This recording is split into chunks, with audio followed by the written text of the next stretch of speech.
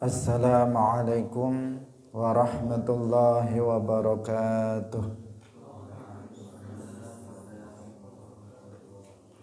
Alhamdulillahi rabbil alamin.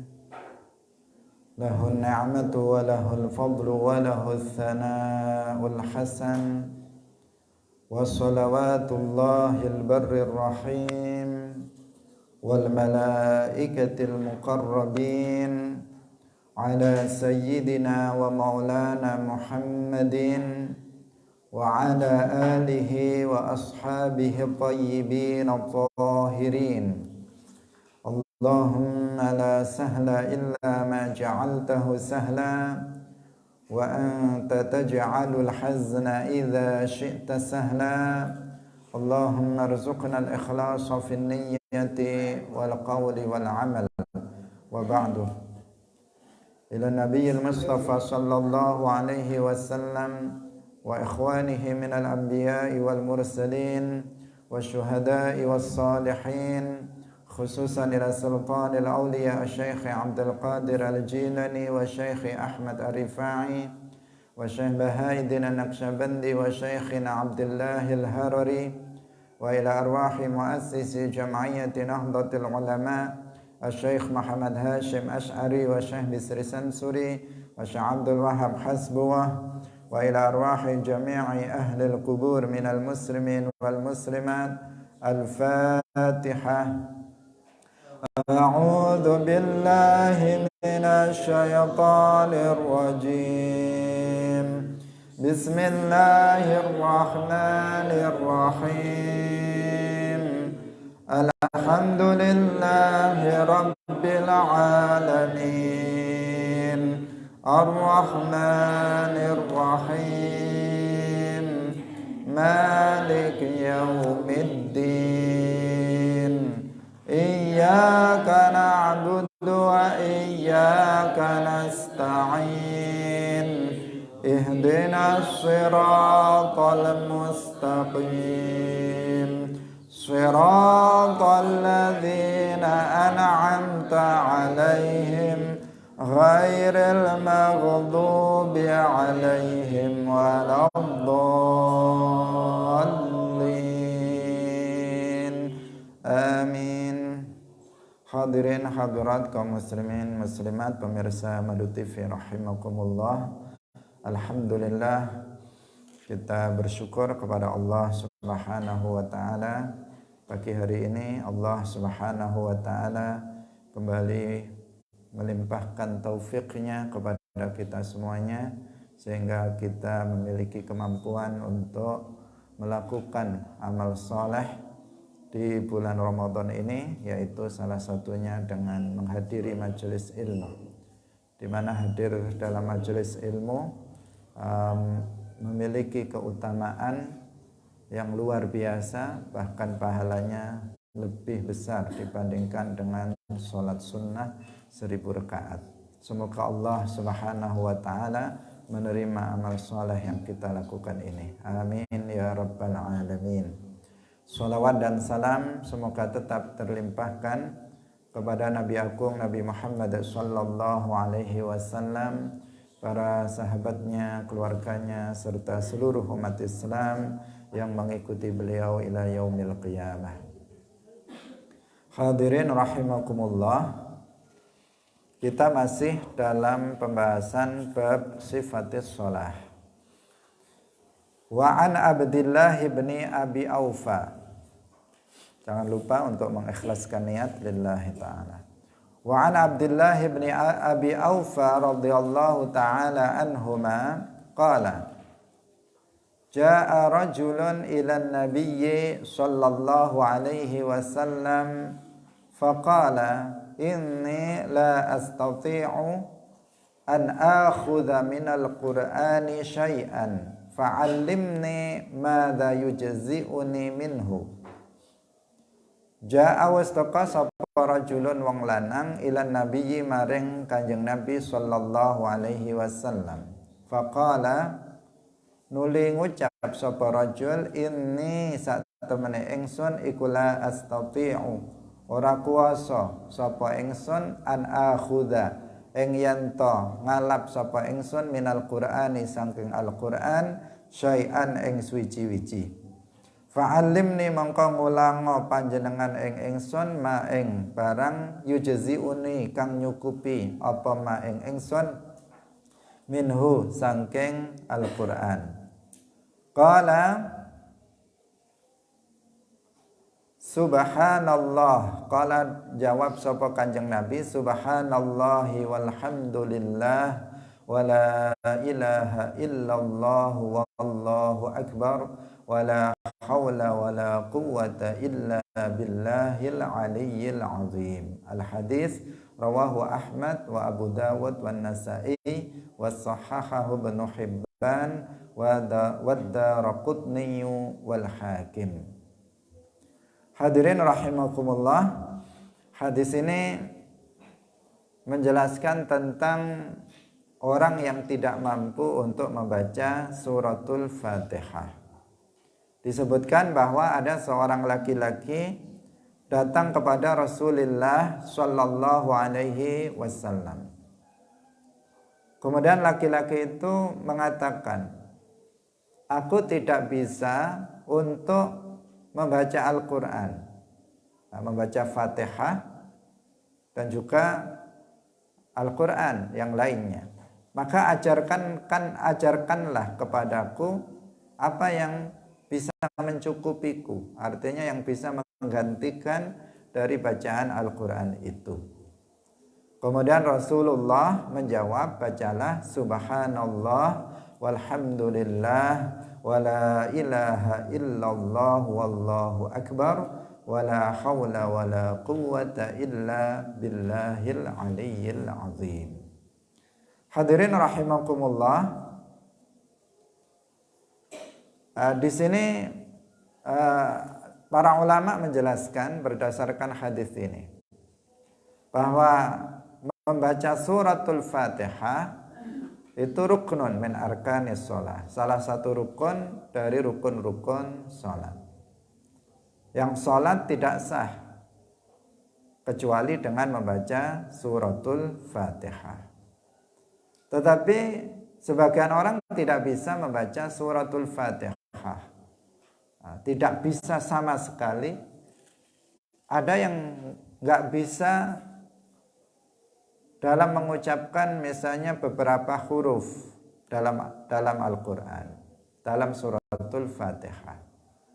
Maka para ulama menjelaskan urutannya. Yang pertama, kalau dia mampu membaca suratul Fatihah, maka wajib membaca suratul Fatihah dan tidak bisa digantikan dengan surat yang lainnya. Kalau dia mampu untuk membaca suratul Fatihah. Yang kedua, apabila dia tidak mampu untuk mengucapkan sebagian huruf dari yang ada dalam suratul Fatihah, dia nggak bisa mengucapkan huruf yang ada dalam suratul Fatihah. Misalnya dia kalau membaca shad, dia tidak membacanya shad betulan dan juga tidak membacanya sin. Bukan shad, bukan sin. Yang jelas bacaannya itu tidak sesuai dengan sifat huruf daripada shad ini. Maka itu diganti. Yang bisa diganti dengan surat yang di situ nggak ada huruf itu. Jadi dengan ayat, bisa diganti dengan ayat yang huruf itu nggak ada. Misalnya nggak ada, dia nggak bisanya shad, maka pada ayat yang ada shadnya itu diganti dengan ayat lain yang yang nggak ada huruf shadnya. Ini ada rincian yang lain. Ini hanya secara global saja. Kalau tidak bisa sama sekali membaca suratul Fatihah, mungkin karena dia masuk Islam sudah tua, sehingga lisannya sudah memang nggak bisa sama sekali untuk membacanya, Al-Fatihah, maka dia bisa menggantikannya dengan surat lain selain Al-Fatihah yang hitungan ayatnya itu 7. Karena suratul Fatihah itu 7 ayat, maka dia membaca surat lain yang hitungan ayatnya itu 7. Atau diulang, misalnya Al-Ikhlas ayatnya ada berapa? Ada 4 misalnya, kemudian diulang lagi 2 kali. Nah, yang penting ada 7 ayat. Ini yang ketiga, jika tidak mampu untuk membaca suratul Fatihah sama sekali, maka dibaca boleh digantikan dengan surat lain dalam Al-Quran yang jumlah ayatnya sama dengan suratul Fatihah, yaitu 7 ayat. Apabila tidak bisa membaca Al-Quran, nah di sini dikatakan la astati'u an akhudha minal Quran syai'an, artinya nggak bisa membaca Fatihah, juga nggak bisa membaca surat lain dari Al-Quran. Maka bagaimana agar sholatnya itu sah? Rasulullah Shallallahu Alaihi Wasallam mengajarkan kepadanya untuk berzikir. Jadi zikir ini sebagai pengganti dari bacaan Al-Quran, bacaan Al-Fatihah yang dia nggak mampu juga, Quran yang lain, surat yang lain juga nggak mampu, maka dia bisa menggantikannya dengan zikir. Jadi tidak langsung Al-Fatihah langsung pindah ke zikir, tetapi Al-Fatihah kemudian surat lain dari Al-Quran penggantinya jika nggak mampu. Baru kalau nggak mampu surat lain selain Fatihah, baru kemudian digantikan dengan zikir. Dan zikirnya bunyinya adalah Subhanallahi walhamdulillah wa la ilaha illallah wallahu akbar wa la hawla wa la quwwata illa billahil aliyyil azim. Itu bacaannya seperti itu. Karena Islam itu mudah. Apabila seseorang tidak mampu untuk melaksanakan yang asal, maka dia ada pilihan yang lainnya yang sesuai dengan kemampuan dia. Meskipun demikian, belajar membaca suratul Fatihah itu hukumnya wajib. Belajar membaca suratul Fatihah itu hukumnya wajib. Baik dia itu masih muda ataupun sudah tua. Di sini kan dalam kondisi ketika dia tidak mampu. Bukan berarti setelah itu dia kemudian santai-santai. Oh, saya mampunya cuman zikir, ya udah zikir sampai mati, kemudian dia menggantikan Al-Fatihahnya dengan zikir saja. Enggak seperti itu, tetapi dia berkewajiban, dan wajibnya adalah wajib ain untuk belajar membaca suratul Fatihah. Meskipun dia sudah tua,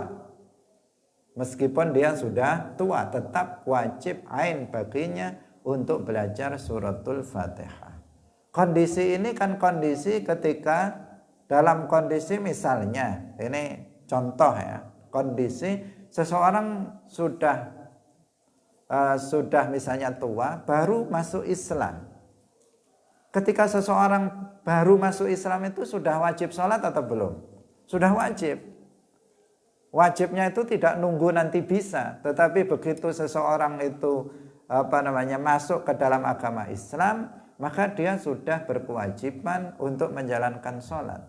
Maka langsung diajari tata cara sholat dan kemudian melaksanakan sholat. Nah, di sini kemudian ada masalah ketika seseorang itu membaca Al-Quran, belajar membaca Al-Quran kan nggak bisa misalnya dalam 1 menit bisa jadi, atau bisa mampu untuk membaca itu kan pada umumnya nggak seperti itu, tetapi membutuhkan waktu. Berbeda kalau belajar ruku itu mudah, belajar sujud itu mudah. Belajar duduk, oh itu mudah, sudah setiap hari duduk. Jadi tinggal diatur saja duduknya seperti ini, sujud seperti ini, bisa. Dalam waktu misalnya sekarang masuk Islam, misalnya, terus diajari gerakan sholat, dalam waktu sekejap itu sudah bisa. Tetapi kalau membaca Al-Fatihah, itu membutuhkan waktu pada umumnya. Nah, pada umumnya, apalagi orang yang nggak cerdas, sudah nggak cerdas, tua lagi, sudah tua, lisannya sudah ompong semua, misalnya giginya, udah tambah sulit sekali untuk membunyikan huruf-huruf Al-Quran. Nah, maka dalam kondisi di saat dia belum bisa untuk membaca suratul Fatihah, maka di sini dia bisa menggantikan dengan surat yang lain, mana tahu ada yang bisa. Jika nggak bisa, maka baru diganti dengan zikir. Maksudnya apa? Maksudnya tidak kemudian seseorang, udah saya nggak mampu untuk membaca suratul Fatihah, kemudian dia nggak belajar. Kemudian dia nggak belajar membaca suratul Fatihah. Kenapa? Karena di sisi lain belajar membaca suratul Fatihah itu hukumnya fardu ain. Jadi dia harus tetap belajar. Sekuat tenaga dia harus belajar membaca suratul Fatihah. Hadirin rahimakumullah. Kita lanjutkan kembali pada hadis berikutnya. Wa an Abi Qatadah radhiyallahu taala anhu qala kana Rasulullah sallallahu alaihi wasallam ana sapa Rasulullah iku yusolli salat sapa Rasulullah bina kelawan kita fayaqra'u mongko mawas sapa Rasulullah fi dzuhri ing dalem zuhur wal asri lan asar fi rakaataini ing dalem rakaat loro al ulayaini kang kawitan karone bi Fatihatil kitab kelawan Fatihai Al-Qur'an wa surataini lan surat loro wa yusmi'una lan ngrungokaken sapa Rasulullah ing kita al ayata ing ayat ahyanan kadang-kadang wa yutawwilu lan dawaaken sapa Kanjeng Nabi rakaatal ula ing rakaat kang kawitan wa yaqra'u lan ma sapa Kanjeng Nabi fil ukhrayaini ing dalam rakaat kang loro kang weneh bi Fatihatil kitab kelawan Fatihai Alkitab muttafaqun alaih. Abu Qatadah mengatakan Rasulullah sallallahu alaihi wasallam itu salat bersama kami. Beliau membaca di dalam sholat zuhur dan asar pada 2 rakaat pertama membaca Al-Fatihah dan 2 surat. Artinya Fatihah dan surat. Rakaat yang ketiga dan rakaat yang pertama dan kedua membaca Al-Fatihah dan ayat. Wa yusmi'unal ayata ahyanan. Kadang beliau memperdengarkan ayat itu kepada kami. Wa yutawwilu raka'atal ula dan beliau memanjangkan rakaat yang pertama dan membaca di dua rakaat yang terakhir itu bacaan Al-Fatihah saja. Muttafaqun alaih.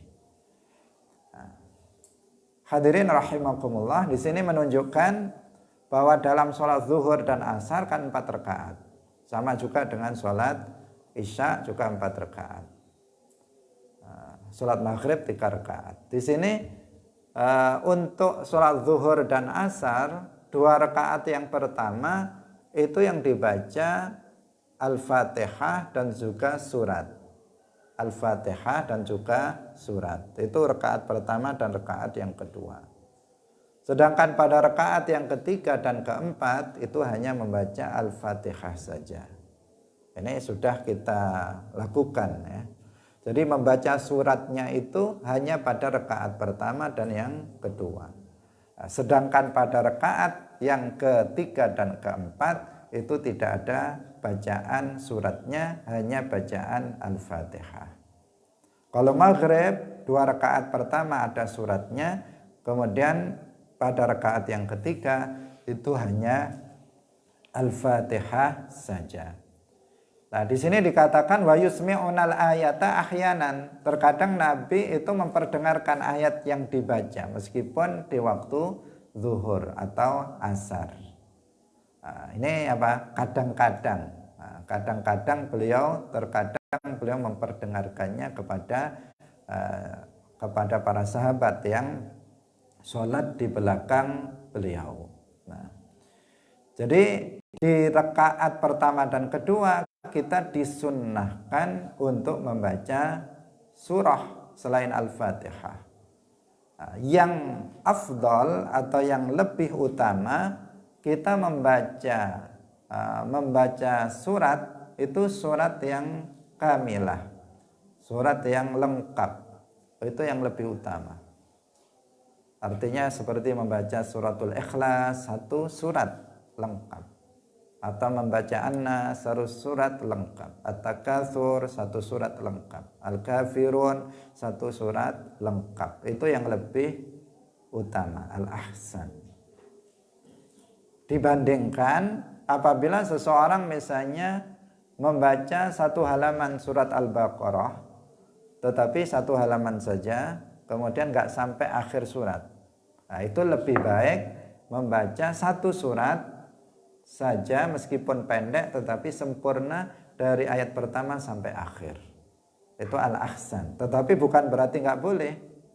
Nah, sebagian orang karena untuk murajaah hafalannya atau karena memang hafal Al-Quran, kemudian dia membaca membaca Al-Quran surah dipotong-potong pada rakaat pertama, misalnya dalam sholatul tarawih di masjid-masjid besar seperti di Ampel ataupun di Makkah, di Madinah, itu kan dipotong-potong. Kalau di sebagian ada satu rakaat pertama satu halaman, nanti rakaat kedua satu halaman, begitu seterusnya sampai akhir tarawih. Habis satu tarawih itu satu juz, satu taraweh sampai witir itu satu juz. Itu sebagian masjid seperti itu. Jadi artinya apa? Suratnya dipotong-potong, yang kemudian targetnya satu kali taraweh dan witir itu satu juz, sehingga satu bulan itu khatam Al-Quran. Ada yang seperti itu, imamnya seorang hafidh. Nah, itu juga tidak masalah. Tetapi para ulama mengatakan al-ahsan itu satu surat penuh. Nah, seperti yang biasa kita lakukan dalam sholatul taraweh dari At-Takatsur sampai Tabat, itu suratnya penuh-penuh kita baca lengkap dari ayat pertama sampai ayat terakhir. Itu ya. Ini untuk rakaat ketiga atau rakaat keempat itu hanya membaca suratul Fatihah saja. Hadirin rahimakumullah, sekarang kita lanjutkan kembali. Namun sebelumnya tadi dikatakan, ketika dikatakan wa yusmi'unal ayata ahyanan, untuk menunjukkan bahwa sirri itu nggak wajib. Seperti yang kemarin kita katakan, jahri itu nggak wajib, sirri di waktu zuhur asar itu nggak wajib, jahar di waktu maghrib isya subuh itu juga nggak wajib. Apabila kita sholat maghrib kemudian sirri, itu tetap sah sholatnya. Apabila seseorang sholat zuhur dengan jahar, itu juga sah sholatnya. Nabi terkadang, ini kan yusmi'una berarti jahar, karena Nabi memperdengarkan bacaan ayatnya kepada sahabat yang bermakmum kepada beliau. Berarti suaranya itu bisa didengar. Kalau bisa didengar namanya jahar. Apa bedanya sirri dan jahar? Nah, kalau sirri itu hanya kita sendiri yang mendengarnya. Kalau jahar itu bisa didengar oleh orang kanan kiri kita, itu namanya jahar. Kalau orang yang berdiri di samping kita itu mendengar bacaan kita, berarti kita membacanya secara jahar. Itu perbedaannya jahar dan sirri. Karena terkadang sebagian orang menganggap itu sirri tetapi sebenarnya jahar. Karena tetangganya dengar semua. Dia Bismillahirrahmanirrahim. Alhamdulillah. Ada suaranya, sampingnya dengar, belakangnya juga dengar. Nah, dia kayak sirri tapi sebenarnya jahar karena orang bisa mendengar bacaan dia. Nah, namanya sirri itu hanya didengar oleh dirinya, tetapi tidak hanya umi-umi hanya menggerakkan lisan saja. Karena dalam mazhab Syafi'i untuk rukun-rukun qauli itu harus dibaca min haitsu yusmi'u nafsahu, sekira dia bisa memperdengarkan dirinya. Artinya telinga yang ada di dekat lisan ini kan dekat sekali ini, ya kan? Telinganya ini bisa dengar apa yang dia ucapkan, itu minimal. Artinya sangat lirih sekali. Itu namanya sirri. Nah, kalau jahar itu bisa didengar oleh orang dekatnya. Maksudnya seseorang hendaknya kalau sirri ya sirri betulan. Karena sebagian orang kemudian dalam sholatnya mengganggu orang sampingnya. Jadi nggak konsentrasi, jadi nggak khusyuk kedengaran Bismillahirrahmanirrahim. Jadi dengar sampingnya itu jadi gimana gitu kan? Jadi nggak khusyuk. Itu namanya nanggung-nanggung, jahar ya jahar sebenarnya, tetapi dia merasa bahwa itu sirri. Karena itulah kalau sholat orang yang yushawish seperti itu yang bisa mengganggu orang sholat lainnya, itu disarankan untuk mengikuti mazhab lain, mazhab selain Syafi'i yang mengatakan qiraatul imam, qiraatul makmum, bacaannya imam itu bacaannya makmum. Mudah dia diam saja, dengarkan bacaan imam, sudah mencukupi bacaannya imam untuk dia mengikuti mazhab selain mazhab Syafi'i. Karena kalau dia baca ganggu orang satu masjid, satu musola terganggu semua oleh bacaan dia yang yushawis, yang mengganggu orang, dikarenakan dia nggak bisa, sebagian orang nggak bisa dia mengeluarkan huruf dari makharijul hurufnya kalau dia tidak dengan suara keras. Nah, yang seperti ini yang kemudian disarankan agar dia berpindah ke mazhab lain, mencukupkan bacaan Fatihahnya imam. Hadirin rahimakumullah, kita lanjutkan kembali. Wa an Abi Sa'idin Al-Khudri radhiyallahu taala anhu qala kunna nahzuru, kunna ana sapa kita iku nahzuru ngira-ngira sapa kita qiyama Rasulillah ing jumenenge Rasulillah sallallahu alaihi wasallam fi zuhri ing dalem salat zuhur wal asri lan salat asar. Fahazarna mongko wis ngira-ngira sapa kita qiyamahu ing jumenenge Kanjeng Nabi fi rakaataini ing dalem rakaat loro al-ulayaini kang kawitan karone minaz zuhri saking zuhur qadra alif lam mim tanzilu as-sajdah. Kira-kira alif lam mim tanzilu as-sajdah artinya dalam surat as-sajdah. Wa fil ukhrayaini lan ing dalam rakaat kang terakhir karone qadran nisfi min dzalika ing kadar separo min dzalika saking mangkono-mangkono alif lam mim tanzilu as-sajdah. Wa fil ulayaini lan ing dalam rakaat loro kang pertama kang kawitan minal asri saking asar ala qadril ukhrayaini ing atase kadar rakaat loro terakhire minaz zuhri saking zuhur wal ukhrayaini lan rong rakaat terakhire asar ala nisfi min dzalika ing atase separone saking mangkono-mangkono rong rakaat pertama salat asar. Rawahu Muslim. Hadirin rahimakumullah. Hadis ini menunjukkan kepada kita bahwa dalam sholat dua rakaat pertama itu lebih panjang dibandingkan dua rakaat yang kedua. Nah, jadi kalau sholat sholat asar, sholat zuhur, maka dua rakaat pertama itu lebih panjang daripada dua rakaat yang kedua, karena yang pertama ada Fatihah, ada surat. Kemudian yang kedua itu Fatihah saja.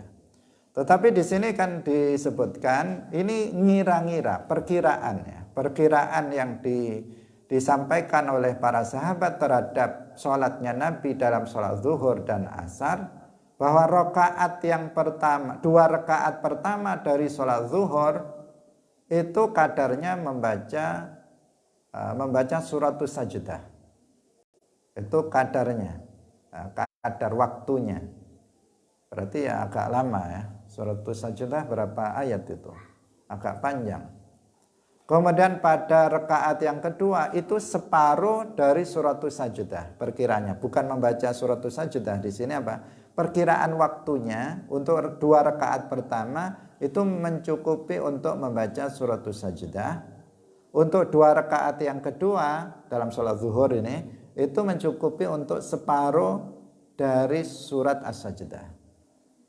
Untuk sholat asar itu lebih pendek dari sholat zuhur. Untuk sholat asar dua rakaat pertama itu kadar waktunya adalah setengah dari membaca suratus sajdah. Nah, kalau dalam dua rakaat berikutnya yang terakhir itu separuh dari separuh suratus sajdah.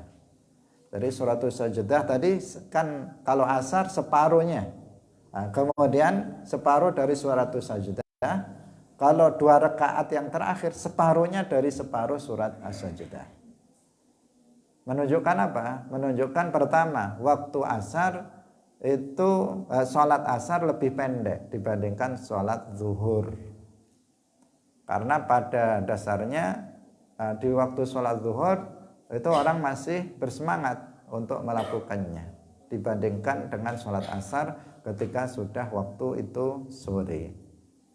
Sehingga waktu zuhur itu lebih lama dibandingkan dengan sholat asar. Ini.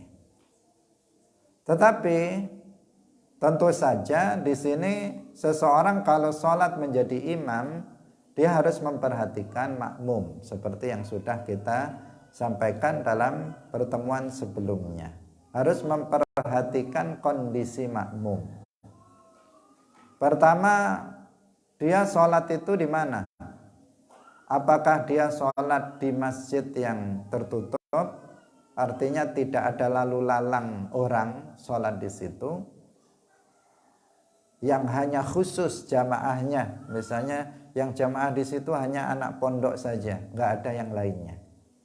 Atau musola masjid itu yang jamaah di situ juga masyarakat umum, atau bahkan orang yang mampir kemudian dia mampir di masjid itu kemudian sholat dan seterusnya. Nah, ini imam harus memperhatikan itu. Kalau peserta jamaah itu khusus, maka dia bisa minta izin kepada jamaahnya, misalnya nanti saya akan membaca surat yang panjang. Nah, kemudian mereka ridho, mereka memberi izin, maka dilakukanlah sholat dengan volume yang lama. Tetapi kalau sholatnya itu dilakukan di masjid yang terbuka, yang semua orang bisa datang untuk sholat di situ, maka imam jangan dia untuk memperlama sholatnya, jangan memperpanjang bacaan, karena ada mungkin di belakang itu orang-orang yang nggak kuat untuk lama karena tua. Dia sudah tua, kalau disuruh berdiri lama gak tahan, keburu jatuh misalnya. Kalau sudah begitu dia mengatakan besok saya nggak kesini lagi, nggak kuat. Sholat di masjid itu lama sekali sholatnya. Ada yang begitu. Jadi melihat pada kondisi makmum itu harus diperhatikan. Karena masjidnya terbuka siapa saja. Bisa jadi misalnya ketika dia lihat di belakang, oh ini kuat-kuat semua ini. Nah, udah saya panjangkan. Ternyata ketika dia mulai ada orang tua datang tunuk-tunuk dari belakang terlambat, kemudian sholat di belakang. Kan bisa jadi seperti itu, namanya masjid yang terbuka. Maka dia harus tetap di situ memperhatikan kondisi makmum. Nah, dia karena masjidnya masjid terbuka, siapa saja bisa datang di rakaat kedua, rakaat ketiga bisa datang. Maka di sini tidak selayaknya dia memperlama bacaan sholat. Nah, tetapi dia memperpendeknya. Ini salah satu etika seseorang ketika menjadi menjadi imam. Hadirin rahimakumullah.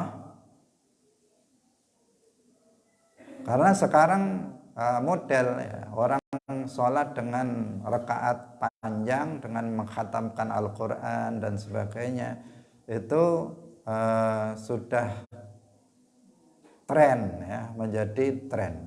Bahkan sebagian ada yang memaksakan diri dengan sholat panjang karena memang meniru sholat di Masjidil Haram atau di Masjid Nabawi. Dalam sholat tarawih yang saya maksud itu sampai 2 jam sholatnya. Di beberapa masjid besar juga seperti itu. Sehingga sebagian ada yang memaksakan diri dengan cara karena imamnya nggak hafal Al-Quran, kemudian dipasang mushaf di depannya. Sekarang kan ada, kalau dilihat di Shopee atau di macam-macam, sekarang ada Quran, namanya istilah mereka Quran tahajud atau apa itu istilahnya. Jadi ada semacam tripod kemudian dipasang Quran di depannya. Jadi dia sholat sambil membaca mushaf.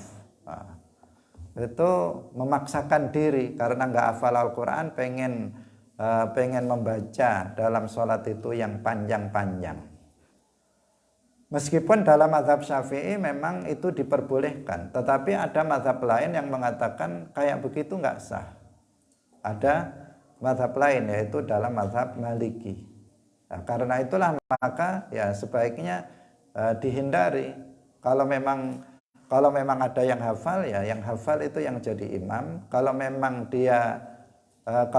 nggak ada yang hafal, ya surat yang hafal saja. Nah, nanti kalau mau tadarusan ya setelah sholat kan begitu aja. Kalau mau tadarusan, mau baca Al-Quran yang lama ya silahkan di luar sholat, nggak usah di dalam sholat. Sementara kemudian memaksakan diri dia dengan memasang mushaf di hadapannya. Nah, ada lagi yang bawa HP. Ada sebagian tokoh Wahabi itu apa? Kalau sholat bawa HP begini sambil baca Quran yang ada di HP itu. Hadirin rahimakumullah. Meskipun dalam mazhab Syafi'i memang kalau memasang mushaf itu tidak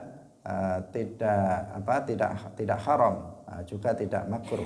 Tetapi masalahnya ada mazhab lain yang itu mengatakan sholat dengan cara seperti itu tidak sah. Hadirin rahimakumullah. Kita lanjutkan kembali wa an Sulaiman bin Yasarin radhiyallahu taala anhuma qala kana fulanun yutilul ulayain min adh-dhuhri wa yukhaffiful asra wa yaqra'u fil maghrib bi qisaril mufassal.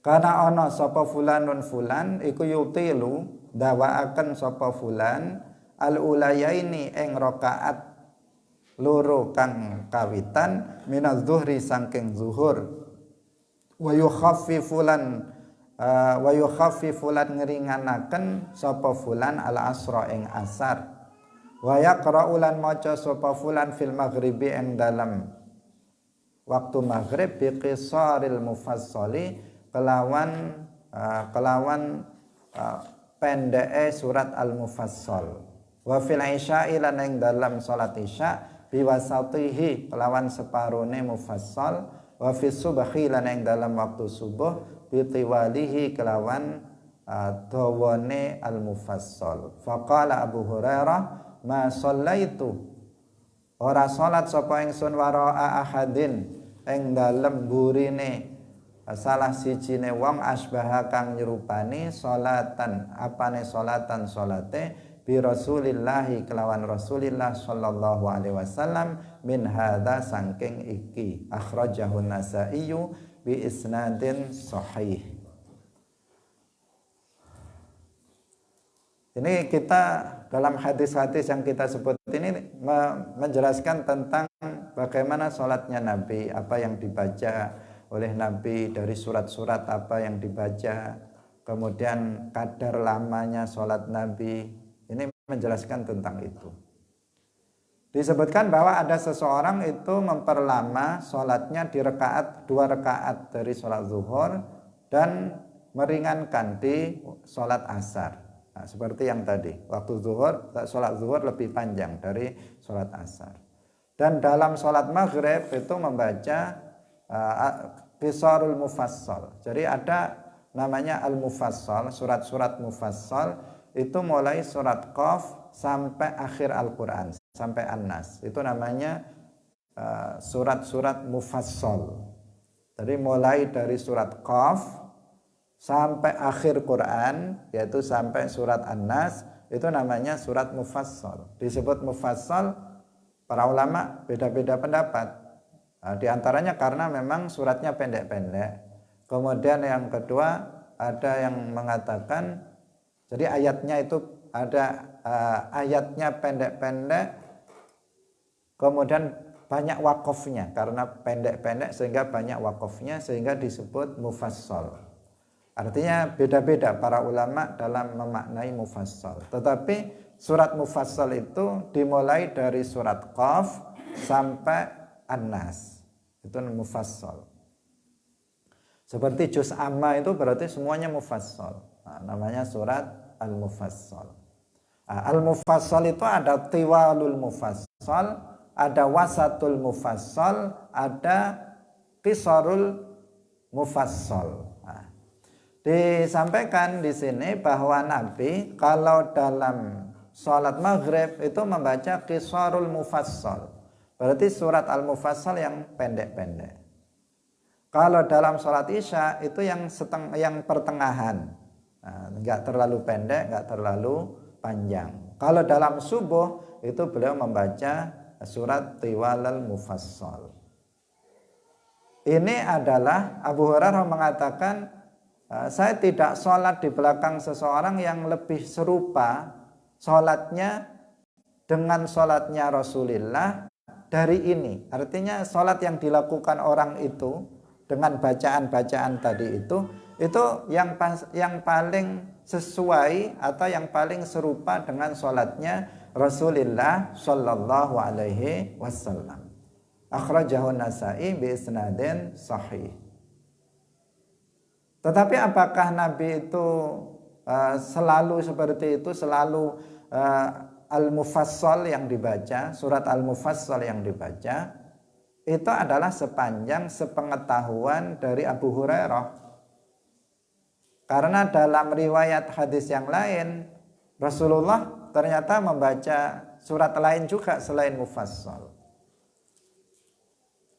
Ini bukan berarti Abu Hurairah itu berbohong, enggak, tetapi sepanjang yang diketahui oleh Abu Hurairah. Karena banyak dalam konteks permasalahan yang lain selain sholat, misalnya dalam urusan sholat malam misalnya, Sayyidah Aisyah radhiyallahu anha mengatakan, saya tidak pernah melihat Nabi sholat malam. di bulan Ramadan dan di luar Ramadan lebih dari 11 rakaat. Dari sini kemudian sebagian orang mengatakan nggak boleh sholat tarawih lebih dari 11 rakaat, sholat malam lebih dari 11 rakaat. Sehingga mereka sholatnya 8 rakaat, tarawihnya, witirnya 3. Padahal itu menurut para ulama dalam kitab-kitabnya itu bukan sholatut tarawih namanya. Karena sholatut tarawih itu sholat malam di malam Ramadan yang jumlah rakaatnya 20 rakaat. Itu namanya tarawih.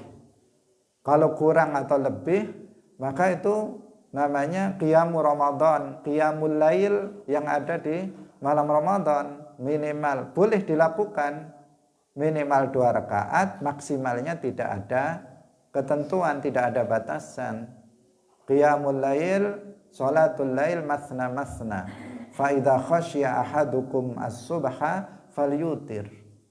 Sholat malam itu 2 rakaat, 2 rakaat, 2 rakaat, 2 rakaat terus. Jika khawatir masuk waktu subuh, maka tutup dengan witir. Ini menunjukkan bahwa minimal 2 rakaat, maksimalnya tidak ada batasan. Itu sholatul lail, boleh. Kalau 8 rakaat boleh, tetapi itu sholatul lail qiyamul Ramadan. Sementara sholatul tarawih dikhususkan untuk yang jumlah rakaatnya itu 20 rakaat. Nah, itu namanya sholatut tarawih. Nah, dasar orang yang mengatakan nggak boleh sholat 20 rakaat, seperti sebagian orang Wahabi mengatakan begitu. Tapi di Makkah sendiri 20 rakaat, di Madinah 20 rakaat. Tetapi ada Wahabi pengikut Nasiruddin Al-Albani yang mengatakan nggak boleh lebih dari 11 rakaat. Itu termasuk bid'ah yang sayyi'ah. Tetapi di Makkah Madinah sendiri sejak dulu juga 20 rakaat. Dasarnya apa? Hadis Aisyah. Katanya Sayyidah disebutkan memang dalam hadis sahih Sayyidah Aisyah mengatakan, aku nggak pernah melihat Nabi sholat malam di dalam Ramadan dan di luar Ramadan lebih dari 11 rakaat. Nah, kita jawab itu adalah sepengetahuan Sayyidah Aisyah. Istri Nabi bukan hanya Sayyidah Aisyah. Nabi tidak setiap malam bersama Sayyidah Aisyah, tetapi juga bersama istri yang lain, juga bersama para sahabat. Karena dalam riwayat yang lain, para sahabat itu ada yang melihat Nabi sholat lebih dari 11 rakaat. Ada yang sampai 18 rakaat, ada yang banyak yang dilakukan oleh Rasulullah. Riwayat yang disampaikan dari Rasulullah Shallallahu Alaihi Wasallam. Bukan Sayyidah Aisyah berbohong, enggak, itu benar. Tetapi itu sebatas yang beliau ketahui. Sementara istri yang lain melihat yang berbeda, sementara sahabat yang lain melihat yang berbeda. Itu harus diperhatikan. Nah, jangan kemudian dengan hanya berdalilkan satu hadis kemudian menyalahkan amaliyah yang dilakukan oleh umat Islam, mayoritas umat Islam.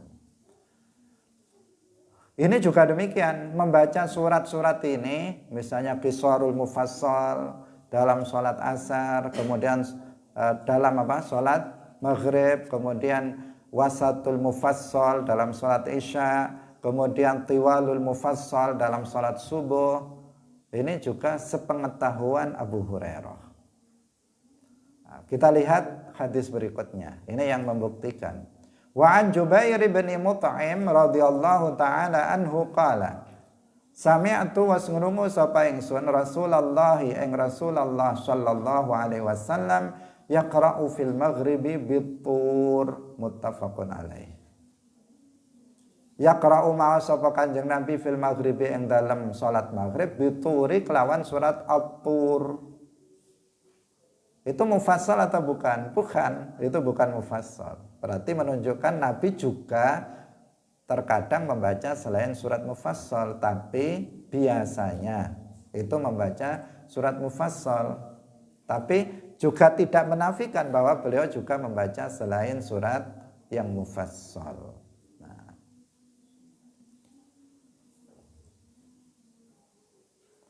Hadirin rahimakumullah, dan Rasulullah Shallallahu Alaihi Wasallam apabila beliau membaca Al-Quran maka suaranya sangat merdu, ya, suaranya sangat merdu karena Rasulullah Shallallahu Alaihi Wasallam itu orang yang paling merdu suaranya.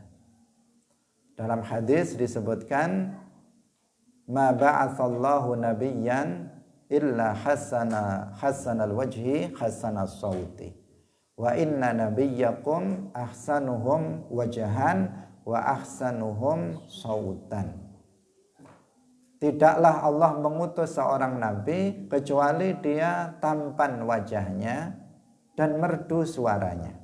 Artinya semua para nabi dari mulai Nabi Adam sampai Nabi Muhammad itu tampan semuanya. Nggak ada nabi yang jelek, yang rupanya jelek, wajahnya jelek, bentuknya jelek, nggak ada.